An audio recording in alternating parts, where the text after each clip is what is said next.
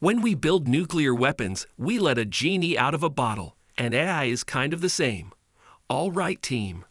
In the last video, we focused on the most significant news of the day, which was Berkshire Hathaway's 13% reduction in Apple stock.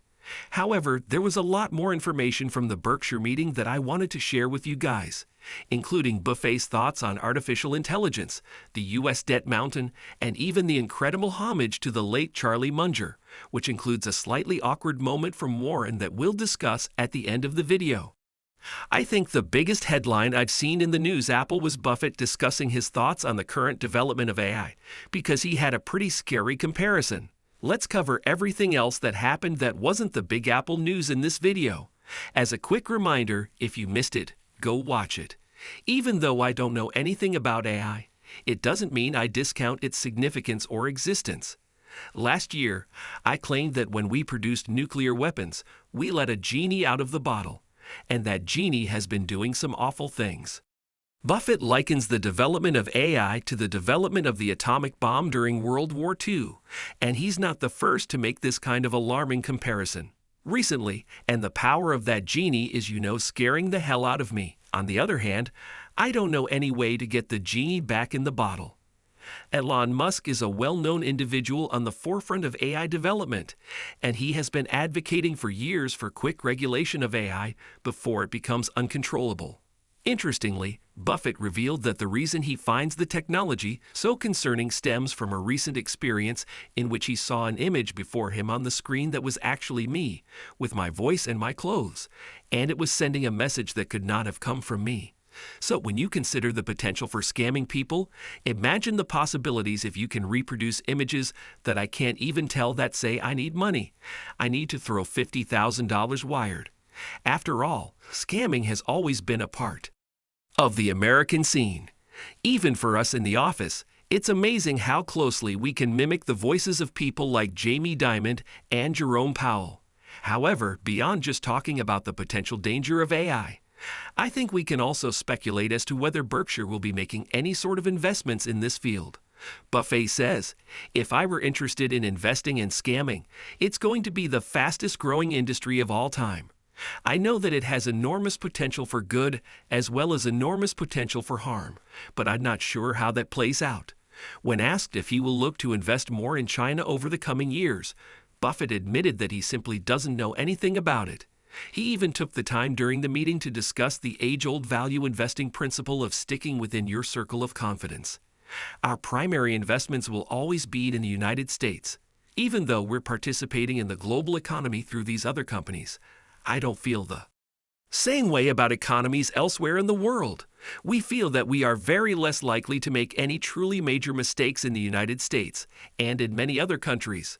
Of course, there are always exceptions to the rule, and Buffett noted one instance he did feel very comfortable with was the diversified investment into the Japanese trading houses. He goes on to say, I don't pick up on other cultures extremely well, but the fortunate thing is that I don't have to. We don't live in some tiny little country with a small economy. Although this is primarily due to Buffett's circle of competence, he will generally stick to the market within his area of expertise, which is America. Additionally, because Berkshire is so large, Buffett is limited in the number of companies he can actually invest in or buy that will significantly move the Berkshire needle, which naturally limits him to mostly U.S. stocks. We're not in the business of going after small acquisitions, and we simply don't have the people for it. And since America is home to some of the biggest companies in the world, it makes sense that the majority of Buffett's focus will be on U.S.-based businesses. That being said, let's move on to another topic, which is the macro, such as inflation, interest rates, and what Buffett focused on this year, which was the U.S. government's massive debt pile. Moving on to the macro, as I mentioned earlier, the main topic of discussion in this meeting was the U.S. deficit and subsequent debt pile that looms over the U.S. economy. Buffett was even asked if he thought the U.S. dollar could ever lose its status as a reserve currency. Do you believe that, if things don't change in the future, the world market will eventually be unable to absorb all of the U.S. debt that is offered? The answer is, of course, that I don't know, but my best guess is that, given the lack of viable alternatives, U.S. debt will be acceptable for a very long time. However, it won't be the amount that you know. The national debt was nothing to speak of for a long time, and then it won't be the quantity. There isn't really a substitute for the dollar as a reserve currency, and while many individuals will give you lectures on the subject, the real question is whether inflation will ever get out of control to the point where it threatens the entire global economic system. Thus, Warren moved quickly to calm concerns about the U.S. Reserve's status. Many people, including prominent investors like Ray Dalio, have voiced their opinions about this, pointing out that there isn't likely to be a substitute for the dollar anytime soon. He is correct, though, in his assessment that the media should focus more on the fiscal deficit, which he views as the true issue, and less on the Fed's actions. Actually, Buffett states that the U.S. deficit in 2023 was a staggering $1.7 trillion. Though I'm not a worrier in general, I do worry about the fiscal deficit. It's interesting, in my opinion, that the media gets involved in this and loves to focus on the Fed because things are always happening and economists are constantly speculating about what will happen with the Fed and everything else. However, Jerome Powell, who is not only a very wise and great man but also lacks control over fiscal policy, should be the focus of attention. For the long story short, stop worrying about the Fed and focus more on the core source of the macroeconomic concerns, the outrageous deficit that makes the debt pile grow larger and larger every year, because there is where the issue will be. A recent statistic states that the U.S. government will have a cumulative deficit of $1.1 trillion in fiscal year 2024. Given the size of the national debt over the last 20 years, an increase in net interest payments accounted for 43% of the government's March spending increase. Buffett's macro analysis included an indirect commentary on the stock market's valuation. Almost half of the increase in government expenses is due to debts maturing at higher rates. Buffett claims that people are viewing this statistic and blaming the Federal Reserve for raising interest rates. But the real issue here is that the government needs to return to surplus as soon as it can in order to start lowering that massive debt pile that is causing America so much suffering. In my most recent video, I talked a lot about this. However, Berkshire presently has $189 billion in cash. Even so, he took advantage of the chance to recoup some of their Apple stock. When asked why Buffett was sitting on such a large cash pile, he responded, "You're sitting on $168 billion of cash, which you told us today is more than $182 billion. What is Buffett waiting for? And two, why not at least deploy some of it well?" Buffett responds, "I think that's fairly easy to answer. I don't think anyone seated at this table knows how to use it well, therefore we don't use it. I've been awash several times in my life, and there were plenty of prospects for me to invest everything by nightfall.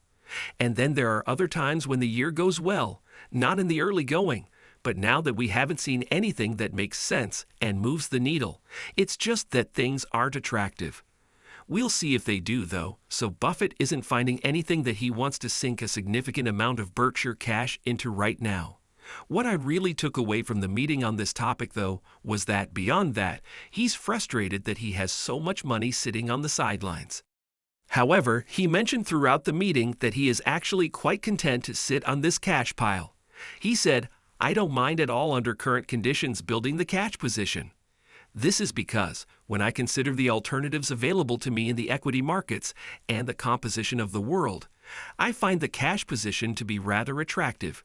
This is largely because, at the moment, short-term Treasury bonds are still yielding a 5.5% return, which is obviously much different from the effectively zero return he was receiving on the cash pile back in 2020. Overall, then, those are Warren Buffett's thoughts on artificial intelligence, China investments, the macroeconomic climate, the stock market, and Berkshire Hathaway's enormous cash pile. There were many other topics covered as well, but I'll probably touch on one last one before discussing all of the Charlie Munger tributes. He said that if I could take one piece of advice, I would really sort of use Charlie's advice of considering how you want your obituary to read, then starting today to choose the educational path past the social path and begin to go on the path that leads to that goal, expecting some challenges along the way. However, if you approach it that way, you're more likely to succeed. With that in mind, I felt that I only touched on the weekend's main theme, celebrating Charlie Munger's life. As we navigate this new era of technological advancement, it's crucial to heed the warnings of those like Warren Buffett who have witnessed and contributed to the evolution of the investment landscape for decades. Artificial intelligence holds immense promise, but it also brings with it significant risks and challenges that cannot be ignored. Buffett's stark warning about AI serves as a reminder that while technology can enhance our lives and drive economic growth, it also has the potential to disrupt industries, exacerbate inequality, and pose existential threats to humanity.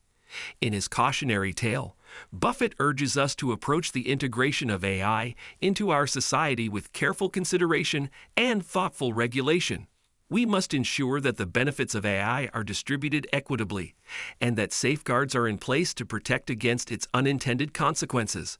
Moreover, we need to foster a culture of responsible innovation, where ethical considerations are prioritized alongside technological advancement. One of the key takeaways from Buffett's warning is the importance of human judgment and intuition in the face of technological automation. While AI can process vast amounts of data and perform complex tasks with remarkable efficiency, it lacks the emotional intelligence and moral compass that are inherent to human decision-making. As investors, it's crucial to recognize the limitations of AI and to maintain a healthy skepticism when relying on algorithms and automated systems to make investment decisions. In conclusion, Warren Buffett's stark warning about artificial intelligence serves as a wake-up call for investors and society at large. As we embrace the opportunities presented by AI, we must also confront the challenges and risks it poses. By approaching the integration of AI with caution, foresight, and a commitment to ethical principles, we can harness its potential for the greater good while mitigating its negative impacts. Ultimately, the future of AI depends on our ability to wield it responsibly and to ensure that it serves humanity rather than the other way around. Thank you for watching this video. If you found it helpful, don't forget to like, share, and subscribe to our channel for more investing tutorials and insights. And as always, happy investing!